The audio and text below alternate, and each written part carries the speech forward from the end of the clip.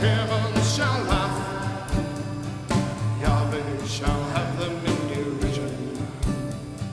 Then he will speak unto them in his wrath, and vex them in his sore displeasure. Yet I have set my King upon Zion, my holy hill. I will declare the decree Yahweh has said to me. Hello, good morning. Welcome to Line by Line Bible Studies. Continuing in the book of Hebrews. We're in chapter 12. We were talking about the part about chastening. As we know, all things work together for good for those that love God, or we should know that. But if we don't know it, we can learn it from Romans chapter 8. All things work together for us, for good. But that doesn't mean, and he also says there, I'm persuaded that nothing can separate us from God's love. But there are sometimes you will feel unloved. Maybe because you don't understand. Because things sometimes happen. And he encourages us here, the book of Hebrews encourages us, and whoever's behind it, whether Paul or some other apostle. Paul is the most likely, in my opinion, or Paul and another. It has a feeling of it was written by more than one person. And it doesn't claim to be written by one person, so... Paul has, in the past, employed other people to help him write. Where there's even an epistle where he says, now I sign it with my own hand. So, he talks about resisting to blood, striving against sin. I mean, the things that people can go through, the things Jesus went through, the things the early Christians went through, in their fight against sin, they had to suffer many things. Indignities, insult, injury. All these things came upon them. One second here. I just realized I still have this. Color was weird. Anyway, so, pardon me one second. Someone's complaining again about sniffling, and so I have a sinus problem here.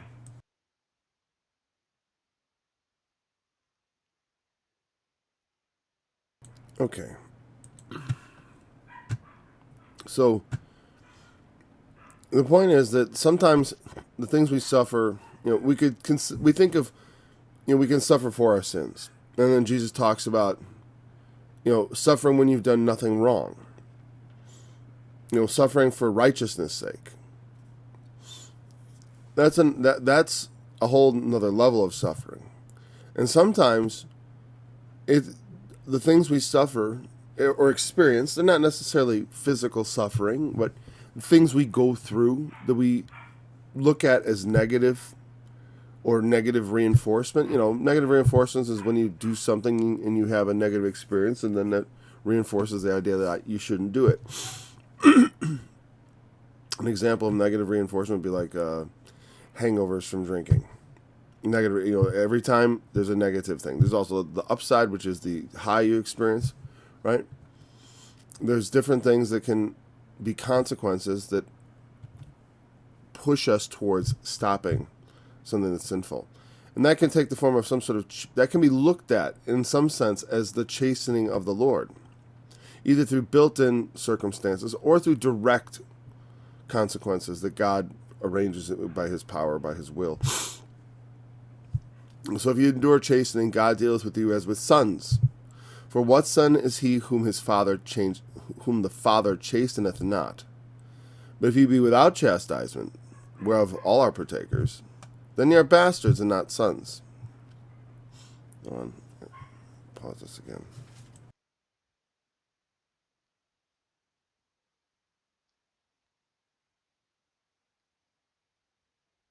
Okay. And because all partake of this all partake of chastisement of God. There's always, nobody has a life that is free from negative reinforcement or consequence or pain. You look at people who are you'd think have everything. They're rich, they're famous, whatever it is you happen to desire, but they're still unhappy, and they still commit suicide. And sometimes there's various reasons for that, right?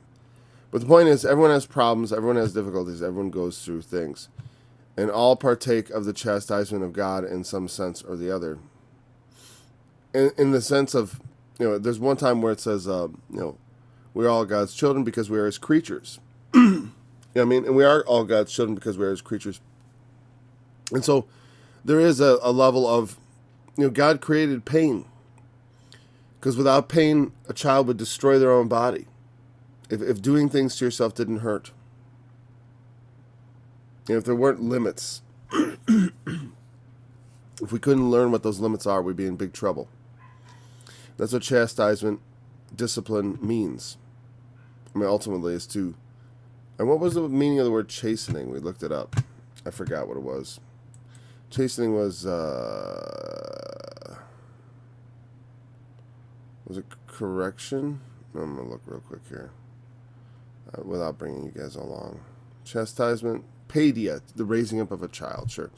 And to them, that's just how you raise a child. That's going to include, a little corporal punishment and all that. I think I went over that last time. It's like, I'm not a huge fan. I believe in corporal punishment. I'm just not a huge fan of just slapping a kid for everything they do wrong. Like, you shouldn't use physical punishment for everything, because it's not going to work well for you. You may get. What happens is certain kind of children are compliant and they will meekly just accept the beating, and then others are defiant and they will learn to hate you for it. And so the first category, you don't need to beat them. It's unnecessary. I'm just saying beat as a throwaway term. Most people who exercise corporal punishment aren't beating their children. They're maybe giving them a swat on the bottom or something like that. Which is what I recommend, a swat on the bottom, if necessary. For big things. For little children, sometimes that's all they understand. Actually, for the real little ones, I've talked about this before. I always just force them. I brush their teeth against their will. I just hold their mouth open and brush their teeth. They're only 6 months old, but they need their teeth. You'd think they don't need their teeth brushed because they just have gums. Well, they do. At least that's when our infant developed cavities. But you should brush them even before they emerge. That's what they said. So I always had to do that, but they don't like it.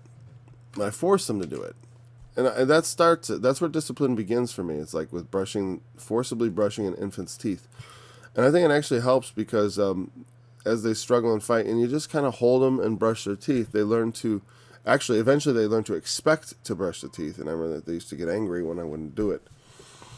They're not angry, but they'd be like, insist that, hey, you used to force me to do this. What, you're not going to do it today?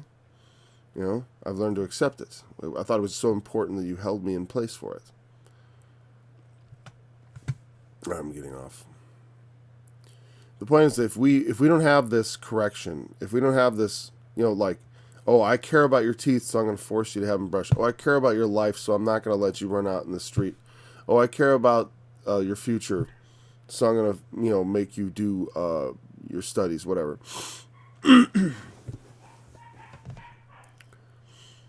If you have none of those things, then you're bastards. It's like, meaning you're not a legitimate son.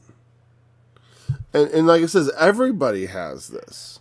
All are partakers. I don't think he just means in the church, though he could mean that. That may mean what he means, just all in the church are partakers. Certainly, in God's selective, individual, elective, elective was the word I wanted. When God elects of his own will to, some sort of special chastisement that has some spiritual meaning to you, that is very deep and meaningful, that it's personal between you and God. That is the sort of thing that maybe, I wouldn't expect to see outside of the church, except someone being, God, sorry about the sniffing, except God moving on someone's life to bring them to Christ, perhaps, being outside the church. There may be sometimes, people hit rock bottom and then they turn to God, so, but even so, people hit rock bottom without turning to God, and rock bottom is a metaphor for having fallen into all these negative consequences until it's become so overwhelming that your life you can see your life as just about ready to fall apart. And so even a person not in the church, in some ways, in the way that God reigns on the just and the unjust, also the natural order provokes a certain righteousness or a certain thirst for justice that what I'm saying is the natural world has certain things that sort of push us already into the right behaviors, and all partake of this, at least that aspect of it. There's some chastisement. I know someone whose parents were very they were kind of hands off.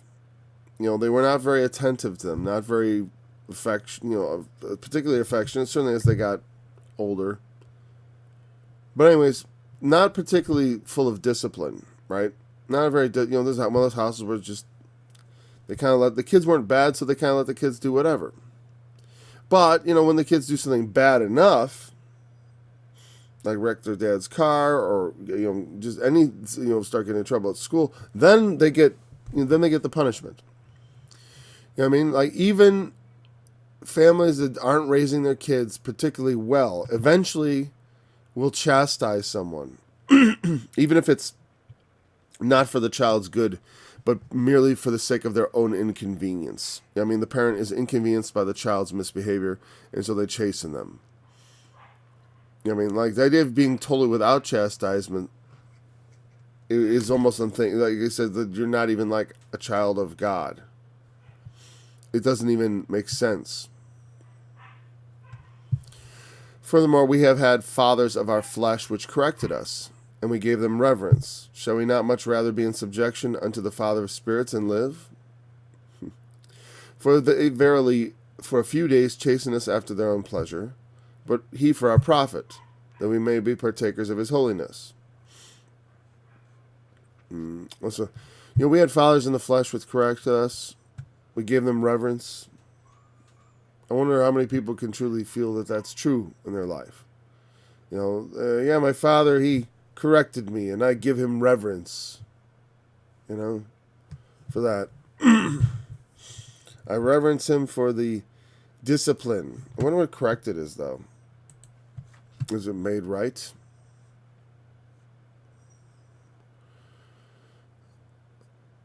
For a few days, chastened. Let's see, I just want to see. Corrected.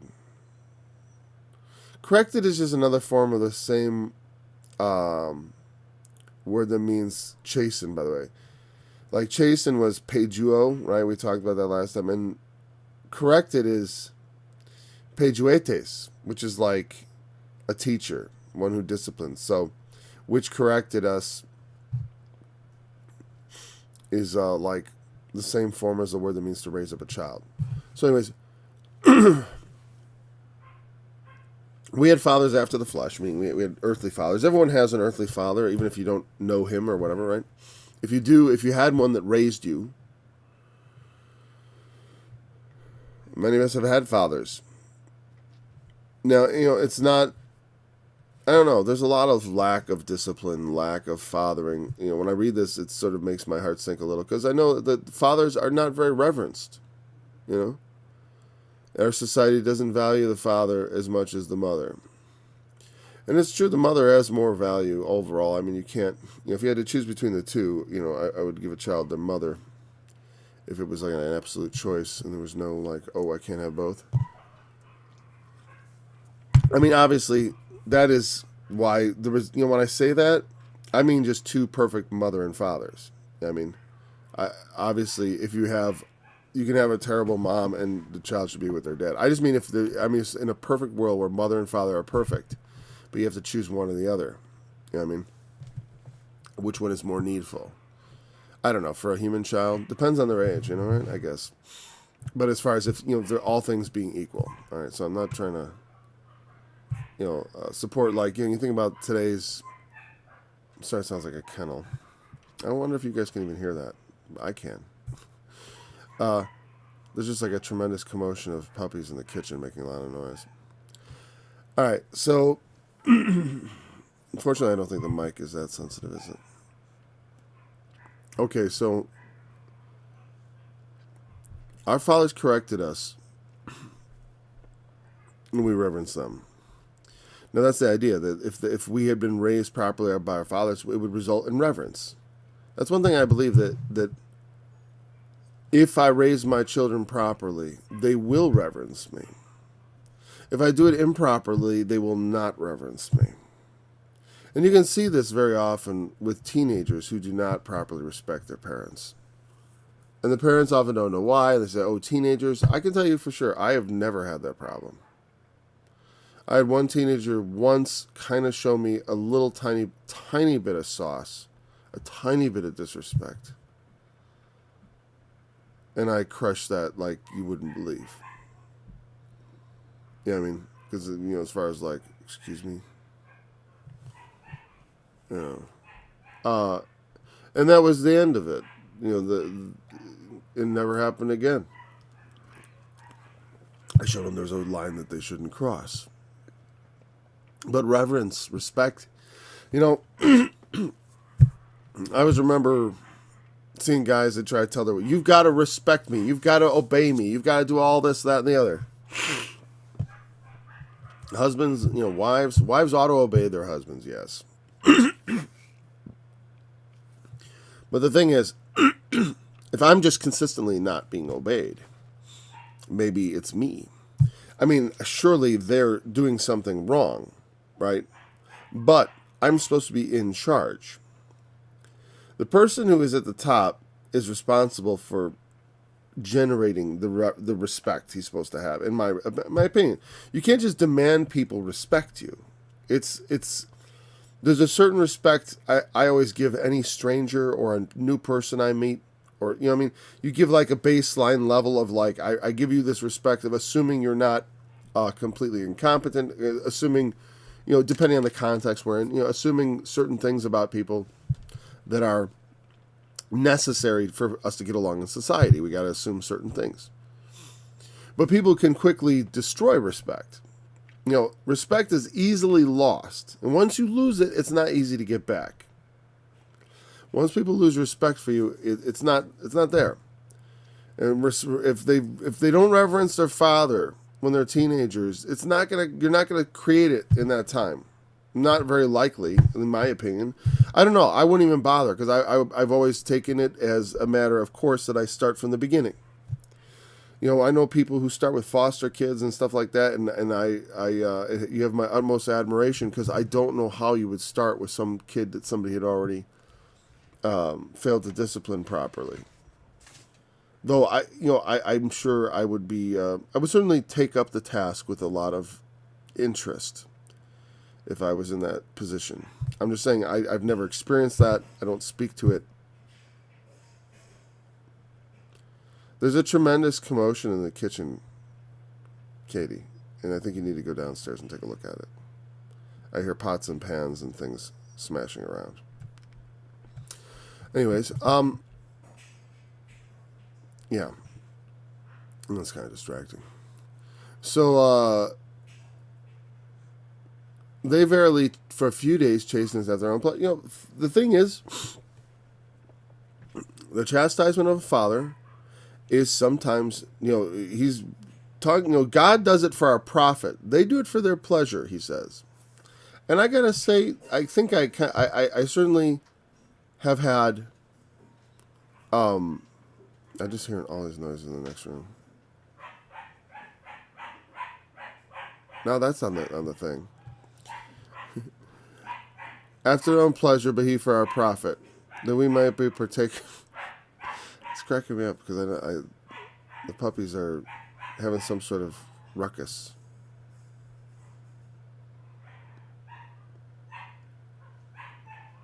Okay, whatever. Hopefully someone will show up and calm them down. All right, sounds like things are calming down. So I've often said that I have chastised. I like one of the things about having kids that I think is important. It's like when I have kids, I want to have kids that I like, that I enjoy. They're not going to be here forever. But while they're around as children, they can be extremely pleasurable, or they could cause a lot of annoyance. I've encountered people, and I'm sure you have too, in life and places, and whether, depends on where you go. It's a grocery store somewhere. Every once in a while, you'll see something, and it's just, and so some people, they don't like their kids. What else can you say? They don't like their kids. It's obvious they kind of hate them. I mean, I think they kind of love them too, right? Of course, I love my kids, but they piss me off. Drive me crazy. Because they love them, because they're cute, because it's natural, because it's instinct and all that. But they kind of don't like them. I've seen, they're constantly angry with them. They're constantly having conflict with them. It's a lack, it's poor discipline. A lot of people don't know how. It's like I've said in the past, don't make up a lot of weird rules. One, make sure everything's easy to understand. Why no? You don't always have to explain why, though. Let me tell you that. But I'm just saying, like, as far as the rules, should be obvious why they're the rules. Or if you have rules that it's not obvious and it's hard to explain, don't have too many rules like that. You can only get away with having a few, rules that are just arbitrary, that no one understands why. You know what I mean? As far as if you're going to be punishable offenses and stuff like that. It's one thing, for some people, they get really upset if the kids do things like jump on the couch or whatever. It's like, I always use jump on the couch as an example, but, I'm not I don't like them to, but it's not a rule. And so I may tell someone to cut it out, and they do, but it's not something I generally punish for. Now, if I told someone to cut it out and they didn't do what I said, that would be a punishable offense. But I generally don't have that problem. But I do want them to do things that please me. Some of the rules have nothing to do with anything except other than I want it this way. It makes me happy. I'm the father. It's what makes me happy. Now, it's not that what God does isn't also for his pleasure, because it says in the book of Revelation that all things were created for his pleasure.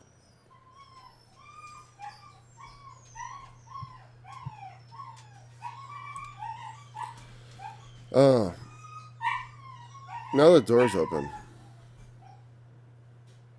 Makes me wonder if I haven't even looked at concurrent viewers. There's 4 concurrent viewers. Boy, I wish someone would come quiet those dogs down. Okay.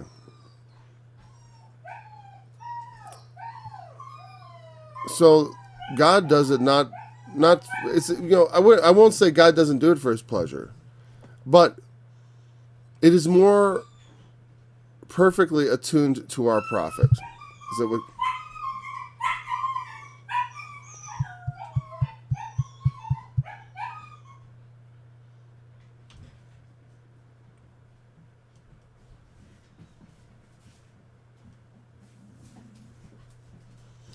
There's a bit of a...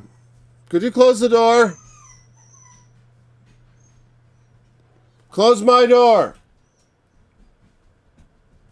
Of course, people have to hear you before they actually do what you want. I'm going to mute the mic so I can say something really loud.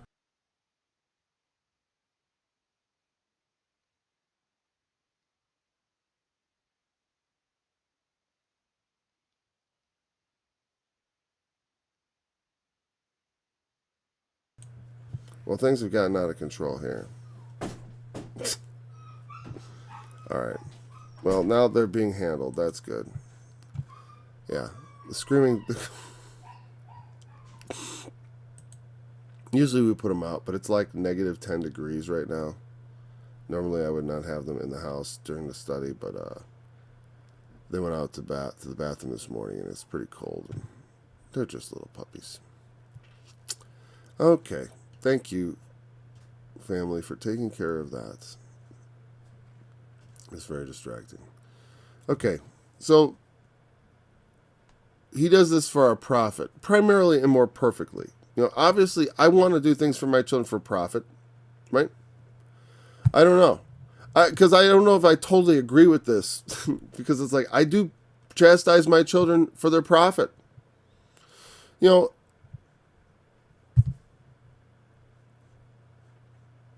I don't think he's saying it's unprofitable. What I mean? But I think what he's saying is it's just what God does is more profitable. And maybe, and here's the thing.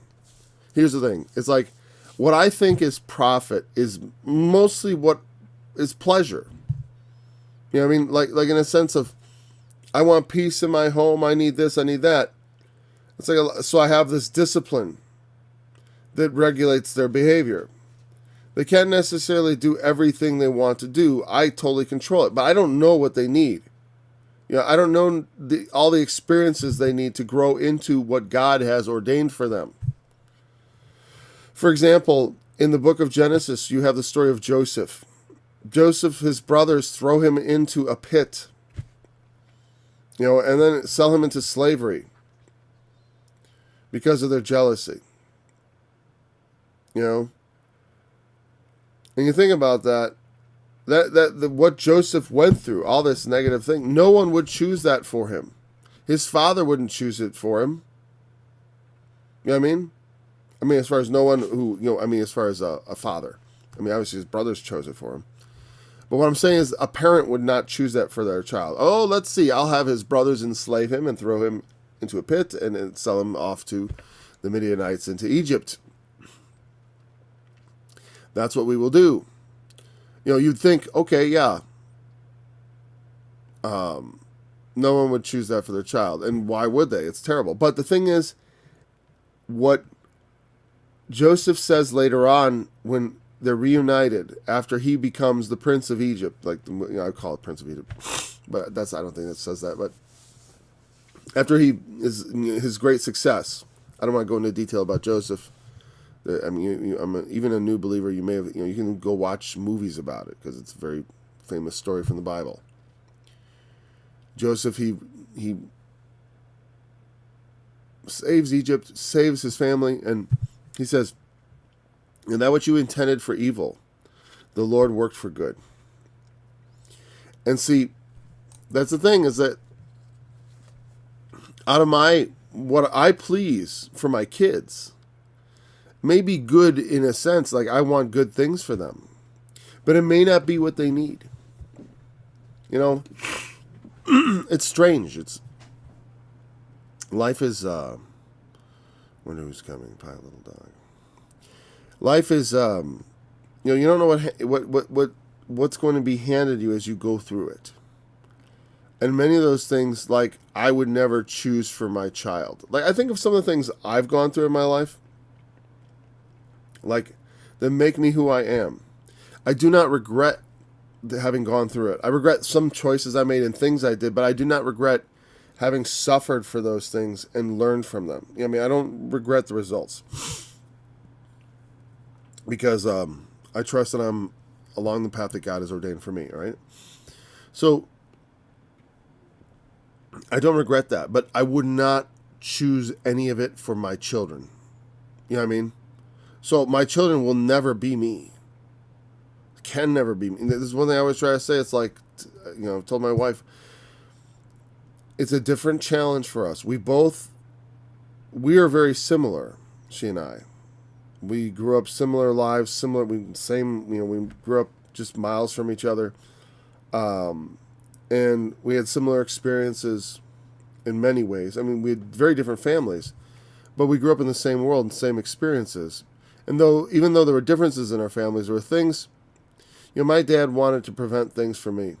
He didn't want me to get married at 18 like he did and start a family too soon. And, he thought that chasing girls was the source of many of the evils of his life. So, they started off with this girls are bad thing when I was growing up. And because they thought, I'll chastise them according to my pleasure, that girls are bad. They're bad. Discipline. I'm going to raise them. I'm going to raise them to think girls are bad. because they were so bad for me, or for the lust of them was that. That's what my father wanted. My mother had different plans. We won't talk about that.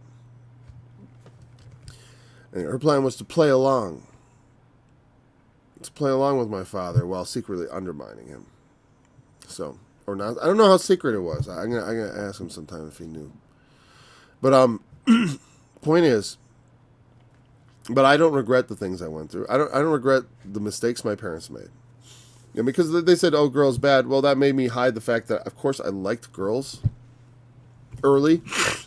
I liked them early. That was even worse. So I was lying about it since the time I was like 7, right? And so that. But the thing is, and then in high school, the experiences I had, right, drinking and drugs and all that. I don't want my kids to get involved with drinking and drugs, or smoking, and dating, and the things I did when I was in high school and in college. I don't want them to go through all that. But the chase thing of that worked together for good for it's what eventually led me to get more serious about my faith. Now, I don't know if there was another way I would come to that conclusion. But I don't know, but this is what God worked for me. You know what I mean? It's what God did for me, and it profited me. You know what I mean? I'm glad having gone through all I've gone through. But at the same time, I don't want my kids to go through it. But, here's the thing. And there's 2 reasons for that. One, I don't really know what's best for them. I don't really know.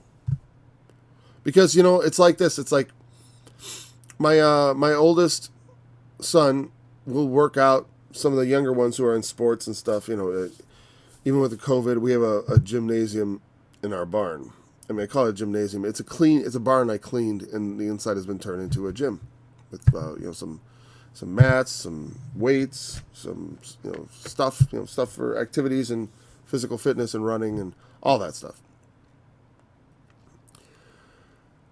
Well, okay, so I send them out there I have him work them out. They've all worked. I worked him out when he was young. I taught him how to be strong. I helped him do things that were difficult, to lift weights, to bench press, I remember it was in 6th grade. I'm like, let's get you to 100 pounds, and in that next year we did. We exceeded our expectations. But it was hard. It was hard work. It was painful. When you lift weights, your muscles hurt. You know what I mean? You have to go through, it's almost like torture. In a sense, like I get down, like I get on, sometimes I feel like it's torture because I go out and I get on the bench and I lay down and I take all the weight down, and, lift the weight up, lift the weight up. And if you're working hard, it's hard work, and it's almost like, and what's the point? It's just hard work for the sake of hard work to make your body stronger, right? But you got to do it. And it can cause pain and it hurts. But, I know that's good for them. What else is there that might be good for my kids that it's like maybe I should throw them out at 18. I ain't going to do that. I'm not going to do it. I believe in home college also, as far as like that goes. But, I'm not going to do it. Not as long as they are obedient and working, I'm not going to throw them out. If someone's disobedient and lazy, I sure will. I will. Because that'd be for their good. But the thing is, even a good kid, though, could use some, other things. So sometimes, I don't know, it's like maybe I should be challenging them more in certain areas. I don't know. The thing is, what I did is gave them a life that's not like mine.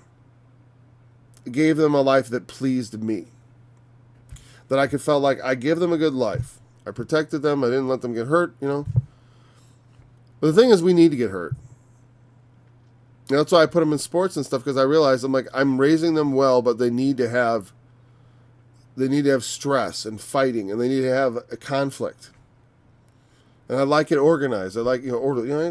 This year there's no wrestling, but it'll be back, I think. Right? But I like them to wrestle and to go and to have to face these difficult things, and it's good for them. I always feel like there's things you gotta make people. Otherwise, they're soft. You can't be soft. I mean, soft, not just physically, but mentally, spiritually, morally. Struggling and learning to endure hardship is part of what makes you morally strong. Because if you can endure physical hardship to your body, you could probably endure physical hardship to your mind. Because in wrestling, it's both. In different sports, it's both. Sports are a very important thing for kids in their development, in my opinion. What am I seeing? That's weird.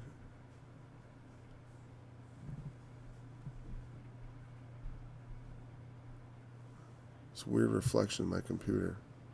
I see. All right, so no chastisement for the present seems to be joyous. So what I'm saying is God's chastisement goes beyond. It's not just what pleases him. As far as like, yep, I feel like I did a good job. I protected him from everything. You know what I mean? That's how I measure my good job. I want him to do what I say. There's some degree of strength I want to instill in them and moral discipline that, without breaking them, but I'm not sure how to do that.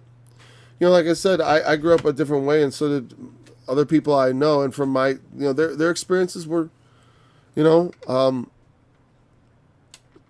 they end up with broken relationships with parents because of the way you get raised. It breaks things.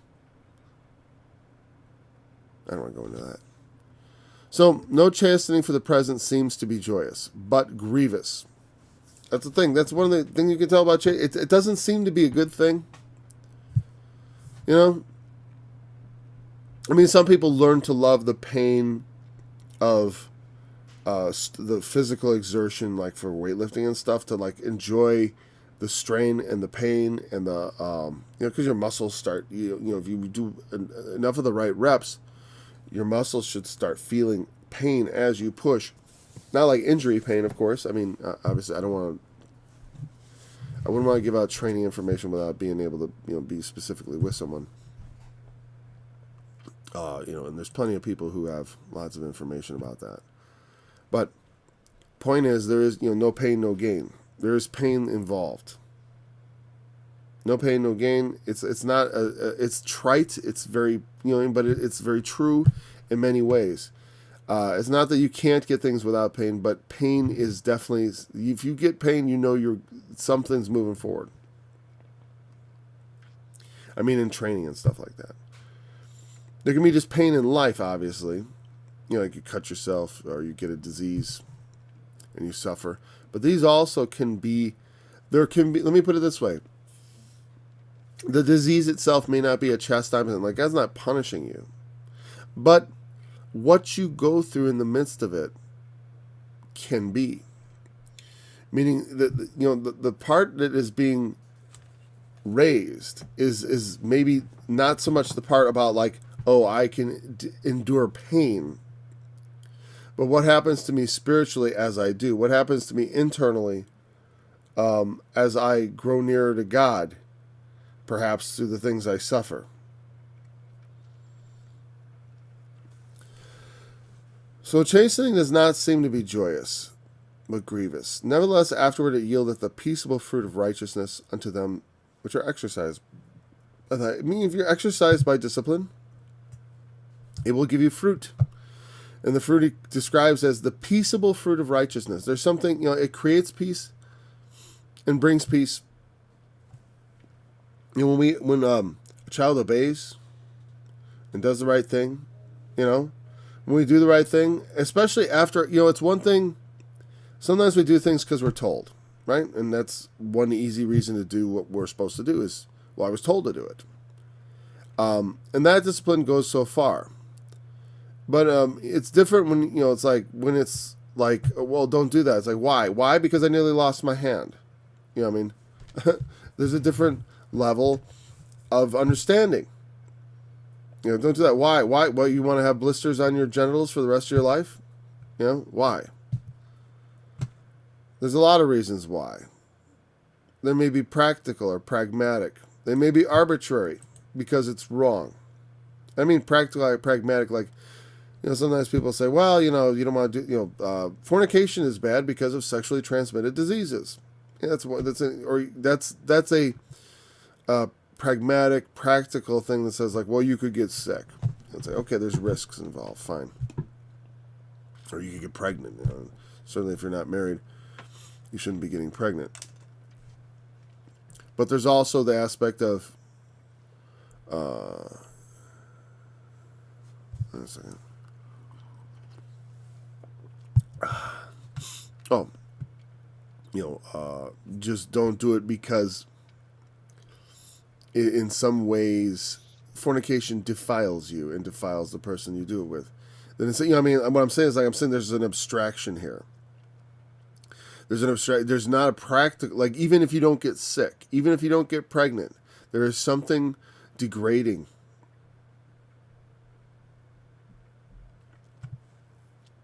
Or you degrade yourself and you degrade the act. By making such a light thing of it.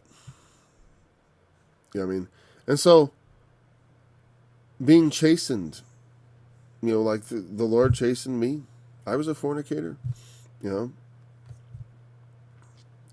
then I became a married man, instead. Because I'd learned discipline. I'd reaped consequences. I knew it was wrong. I'd experienced, I hadn't had any big consequences, but I learned differently the moral aspect. That there is something empty and hollow about all that. At least for me, it was certainly empty and hollow. So if we're exercised by the chastening of the Lord, we will have righteousness. If we could just allow the chastening to actually have an effect. Because we could... Sorry about the sniffle. But if we could just over and over have something happen to us. God,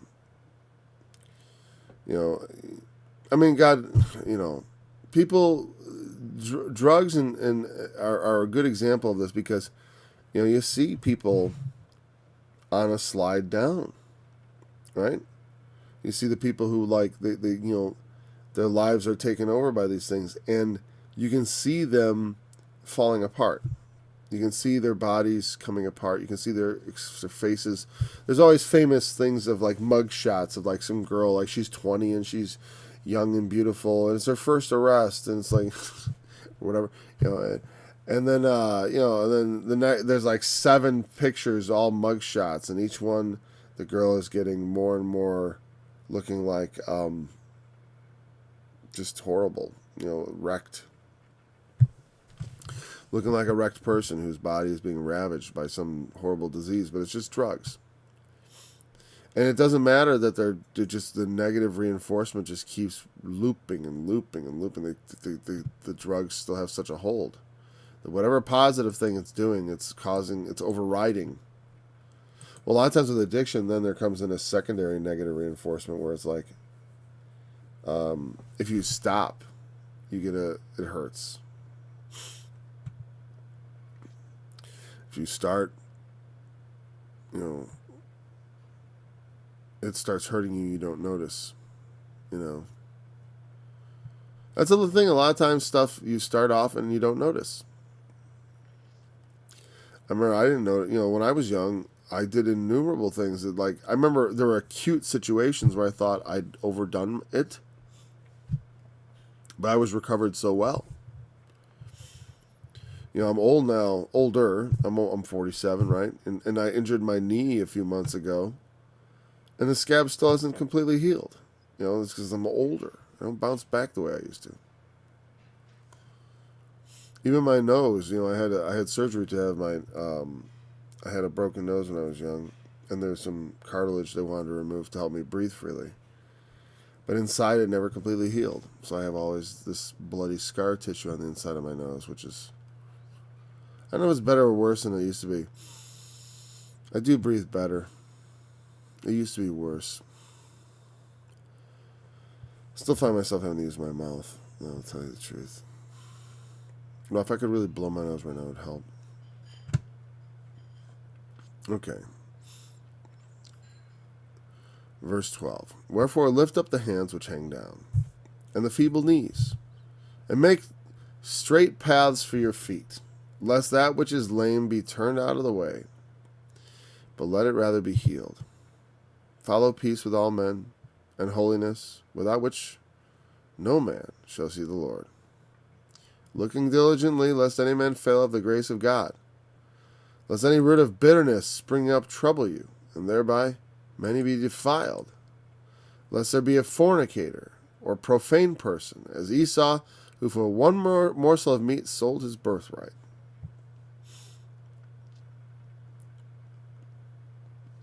It goes on, but we gotta discuss these verses first. Maybe we'll get to Esau. I see no reason why not. Wherefore, this is a scripture from Psalm 35, I believe. Is it 35? My wife wrote a song for it. Strengthen ye the weak hands, confirm the feeble knees. Say to them of a fearful heart, be strong, fear not. Behold, your God will come, etc. That's let's see what quote here. I'm pretty sure it doesn't say there if it's a quote, but if it's not a quote, it's a reference to Isaiah 35.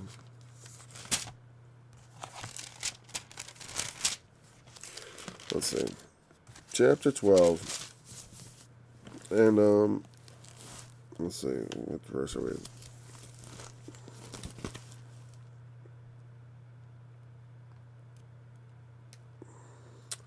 I didn't notice or mention that verse 5 and 6 is a quote, I think from the Psalms.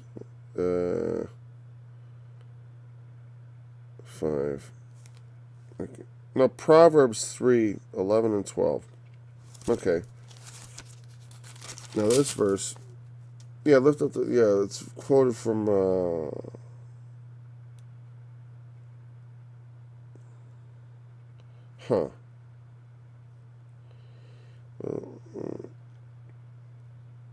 Isaiah 35. Does that say 33? My handwriting looked like 33. Let me make sure I get this right. Not that it's that important to cite the quote, but since...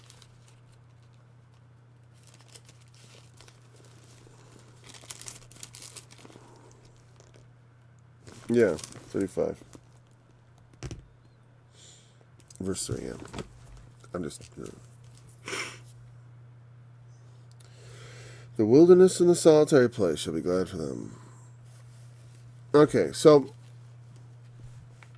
that's Isaiah 35, and the other quote was from Proverbs. About the child raising up. I mean, it's raising up a son and disciplining. What I'm saying is, wherefore lift up the hands. He's saying, hey, sometimes things happen which are tough, rough. And the best thing you could do is face them by, instead of letting your hands hang down and your legs go all wobbly, it's like stiffen up, straighten up, and go at and fight it, I'll say. I don't know if fight is the right word I want, but whatever. But like fight for whatever, it's like be strong, face the challenge is what I'm saying. Make straight paths for your feet. Take the correction and straighten out your life. Your hands are weak. You're not doing what's right. Your knees are wobbly. They're not carrying you the way you go. Well, fix it. Stop walking crooked paths. Otherwise, otherwise that which is lame will be turned out of the way. Because it's what's saying is like you have a wound. There's things wrong with you. Straighten it out. Because there's aspects of us which is lame. We're not whole. We need God to make us whole. You see a guy with missing a leg, missing an arm, crippled in the arm, crippled in the leg, whatever. They're crippled, right? They don't use that word anymore. I like it though. It's going to work better here.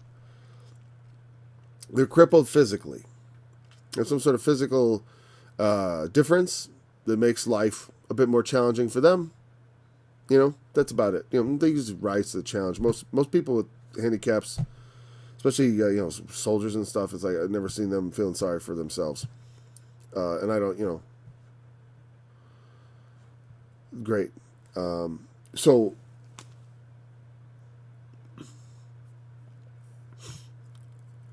there's also a sort of a spiritual lameness, spiritual sickness. There's a passage in Isaiah, I think it's chapter 3 or 4. I have a song for it, but it talks about, it compares the whole nation of Israel like to a sick body. There's, from the sole of the foot even to the head, there's no soundness in it, but wounds and bruises and putrefying sores. He paints this picture of this like sickly person. He said that's the nation. And so, and he was referring to their moral corruptness. And see, that's the thing, is like, I could be missing a hand, right? And, I'm missing a hand, and that's, but maybe I'm missing some in a character in my inner life. I'm missing that part of a man that makes him kind, or I'm missing that part of a man that gives him peace. I really don't want this right now, but hello? Yeah.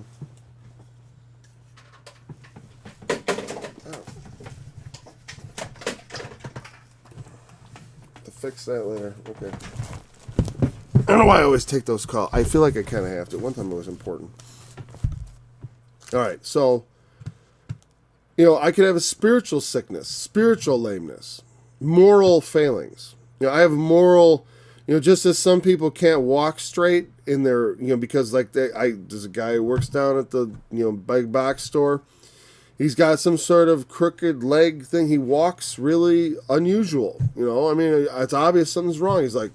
He's crippled. He's got something going on. I don't know what it is. I haven't asked. Maybe I should. I don't know. Whatever.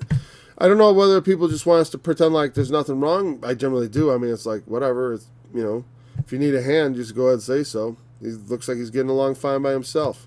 And probably that's what he wants to do, is just get along by himself without having everybody make a big deal about it. Because it's like, hey, yeah, he's got to deal with it. But for him, that's everyday life. Okay.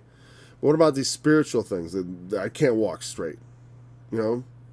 Can't stop doing what I'm not supposed to be doing. Well, take that. If you're exercised by the chastening of the Lord,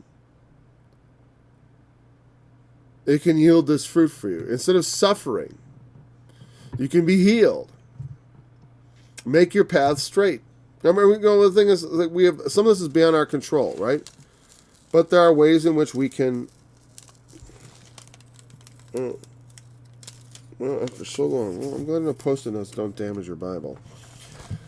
After so long a time,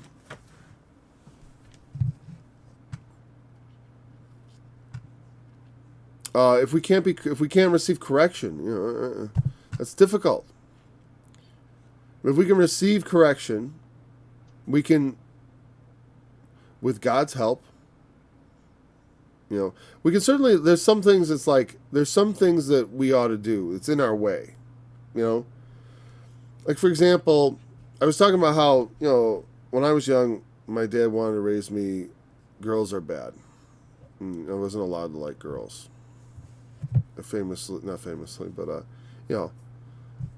and I would tell them, I'll never like girls, because that's all. Yeah, it's because my dad told me, because I was told, no girls, and I think they didn't understand the way I was taking this, maybe, or what effect it was having, right? Well, he was trying to make the path straight for me. Like you heard of, these days they talk about bulldozer parents. They plow ahead of their kids and they remove all the obstacles so they can just kind of cleanly walk forward. That's what I was saying. It's like, I don't know that that's good for kids. I'm pretty sure it's not. You don't want to allow, you don't want to let the monsters in to get at your kids, so to speak. If you understand the metaphor. You do want to keep them protected to some degree. If I was slightly underprotected, my kids might be slightly overprotected. I don't know. So I trust the Lord ultimately to give them whatever else they need. I chastise them after my pleasure so that I might have my conscience eased. I don't want to raise them and feel like I did them wrong. You know what I mean? I want to do the best I could for them so that they have the opportunity to take up the challenge of life themselves in accordance with their own desire. And if not, they may yet fall, and God will look after them as He pleases also, but also for their good, I hope, and I pray. We got to partake of His holiness. Follow peace with all men and holiness. It is mentioned it the second time, because I said back there, he mentions it earlier, and then he mentions it here. Without which no man shall see the Lord. If we can't become holy, be therefore holy as your heavenly Father is holy. But there's nothing people would rather deny. There's I'm not a holy person. No. It's like, I'm a Christian, but I'm no saint. It's like, even though those are things that we must become. Saint means sanctified one. It means holy. In the Bible, they refer to all the Christians as the saints, because He refers to us in hope. The funny thing is, I think it's funny how people will say, I'm saved, but I'm no saint. If you are saved, you are a saint. You know what I mean? Now, if you're going to say it, especially if you're going to say it that way, I am saved. Well, you were raised from the dead? When did this happen? I didn't get the memo. I didn't hear about the resurrection having happened. That'd be awesome if you were raised and finalized and all that. I'd like to go with you if you could tell me when the time is. Let's go.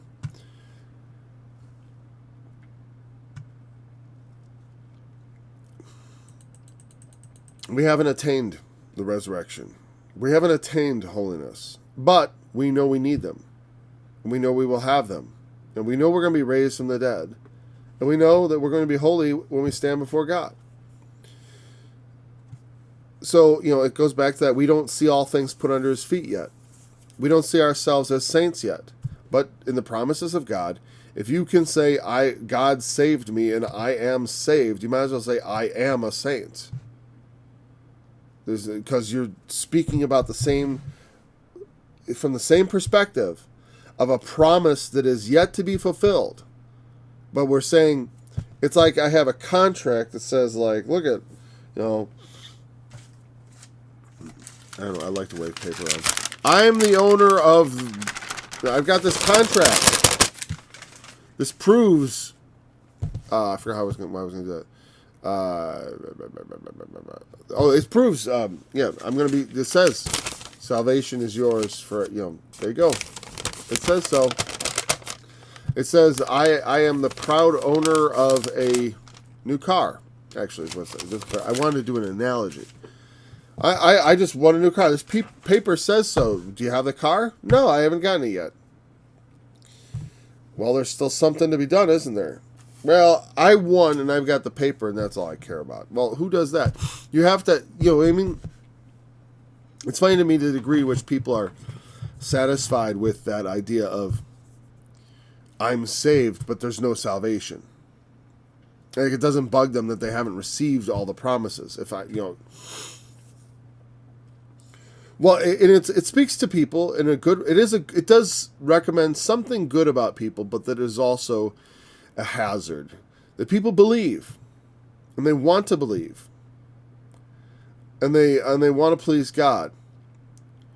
But they would rather believe they're pleasing God than not believe they're pleasing God, whether it was true or not. Our desires get in the way. So let me see, wait a second. Looking diligent, lest any man fail of the grace of God. Well, this is the final hour. Oh no, we're a minute and a half. That's quite a mouthful. Looking diligently. That means, following peace with all men, holiness, following peace, following after holiness. This is what we want. We try to live peaceably with all men as much as it is possible, right? Try not to be the ones that are the problem.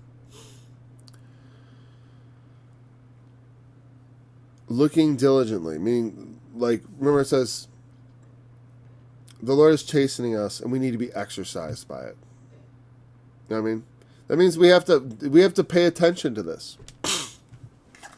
We have to give it some sort of, you know what I mean? There's some necessity here of our attention to this matter.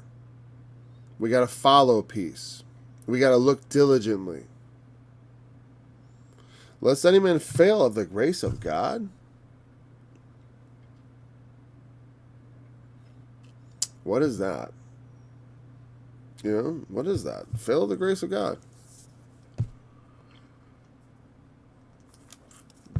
This has got to be one of the best places, really, if you wanted to like form a counter argument against predestination, wouldn't it? Because like the very idea, it's one thing to say to fail to receive the promise, but to phrase it like this is quite interesting. And I don't know, maybe, and what I would say is, well, Paul, what you say, it's a good defense of you that you disagree with. Well, what do you do about it? Well, you know, what I say, one is, the Bible is not just one verse. You can't just take one verse and overthrow the rest of the Bible. There's already plenty of things that teach me about God's determinate counsel, foreknowledge, election, and all that. The idea, so I would put, you know, much as what they would do is they say, well, we put election in the context of things like this. And whereas I would say, no, I take things like this and I put them in the context of election. Just like I would say about the lake of fire.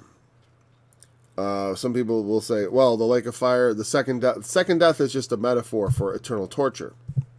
I was like, no. Eternal torture is just a metaphor for the second death. You know what I mean? And a lot of times, and for the most part, people don't even realize that they're making a decision that it's one or the other. Well, it could be one or the other, and there are other options, obviously, too, the other interpretations. But there's two opposing interpretations, and that you're choosing one. You have to choose one. Or what I'm saying is, you may not realize you're choosing one, but you are making a choice that is not based on anything concrete or objective in the Bible. That's the thing we could discuss that. Why? You know, I mean, what I'm saying is like, it's not that it isn't based on anything concrete. It's that there are opposing sets of evidence, and you can look at them, but from my perspective, you at some level are making a choice because the evidence is not conclusive. If you were to be completely even-handed about it. And but this, I don't think so. I think election is, for me, a settled thing. I mean, I'm so deeply ingrained in it. It is. It affects deeply the way I even look at God. It provides a great deal of the satisfaction I feel, and also the comfort, and the feeling that God is in control, and so things are working out as they should. Okay, but I would say that the idea of failing of the grace of God would be an apparent fail, meaning it's God's great. God, you understand? God offers His grace to all nations of men. It's a blanket offer that goes out. Every ear hears it. Meaning, it's not. It may not be for you, like in the grand scheme of things in God's plans, but in the way it's executed in the world, it goes out to everyone. Because the people bringing forth the gospel don't know who can hear. I don't know who has ears to hear. I don't know who's going to respond to the gospel with faith. I don't know that. When I walk in a room, let's say I walk in a room and they're like, hey, we want you to preach the gospel. And there's 10 people in the room. I don't know if one or all or none are going to be interested. So one or all or some, right? Those are the only things it could be. One or all or some. Some is at least one. So you say all or some or none. Could be all or some or none. We'll hear the gospel, but I don't know which proportion that is. I don't know who's going to hear the gospel before I preach it. You know, and so the gospel goes out to all. Now I know this also and I've talked about this innumerable times in the book of Luke. For example, there's a particular place where Jesus says, "To him the hath shall be given, and he shall have the more abundance. But from him that hath not shall be taken, even that which he seems to have. And that's a very important distinction. It's like some people seem to be Christians. They outwardly appear to be Christians. They do things that you think, like in the book of Acts, Ananias and Sapphira. There's an example of two people failing the grace of God. Okay, we have examples of this. Ananias and Sapphira, they sold a piece of property and they gave half the money to the church. That's extremely generous. Great. But what did they do? They came to the church and they lied and said, we sold the property and we're giving you all the money. That was unnecessary. And in fact was so grievous to the Holy Spirit that he slew them. He slew them. Killed them. And if anything is an example of failing the grace of God, there you go. So you see, there's some level on which it reveals a certain amount of fakery, though, because they lied to the Spirit of God. So what, they were just in the movement? They didn't really believe God would know this? How foolish. When people start believing they can start tinkering around with things like that, you have problems. And it was there as a warning. The reason Ananias and Sapphira happened, it's a warning of what would happen eventually, and does happen, is you get all these fakes coming in. And they always want to impress everyone at the top because they want to infiltrate the top. They always want to infiltrate the top. That's why the organized religion is full of people like this, especially in the organization. Because when you get to the organizational level, people are just filling in slots. It's like the government. They're bureaucrats. They don't. Do they really believe in what they're doing, or are they just doing their job because it's their job? I don't know. But I suspect strongly there's a large component that is just doing what they're supposed to do, or they think they're supposed to do. I don't know. Okay. Well, I don't know why I went a few minutes over talking about verse 15, but that's also the verse we're going to pick it up with next time because we didn't go through all of it. But we'll pick up with verse 15 tomorrow, Lord willing. We'll be here. I had a crazy weekend, and I want to be here every day for a study. I had a crazy end of the week too. It was a pumping sewage out of the basement and a removing water from the draft inducer kind of weekend. Pumping sewage out of the basement when repairing the sewage pump, and that kind of weekend is what I had. And of course, earlier in the week, there was a whole shoveling the snow in the blizzard. Oh yeah, it was pumping the sewage out of the basement during a blizzard, which was fun. And there was also the digging in the snow for the septic outlet as the hole fills in with snow. Like literally, you're standing in a hole with 3-foot walls of snow around. This is what we were doing. As the wind is whipping and the snow is drifting in there almost faster than you can shovel it. That's what we gave up, and we decided we would pump the sewage from inside the house, because from outside the pump froze before I even got a chance to fire it up. So anyway, so it was that kind of a weekend. That kind of the end of the week. That's why we missed a lot of things, and I was late this morning because I had to reboot the computer. But hopefully we will have, and there is a special study I want to take up real soon about basically resource for new believers. Someone asked about this, and I didn't have it, and I haven't responded yet because I want to respond with an actual thing. And Lord willing, when we finish Hebrews, we'll do that. Or I might just take it up in the midst of here before we finish it. I don't know. Anyways, thanks for joining me in this study. I look forward to being back again tomorrow. Until then. He that sitteth in the heavens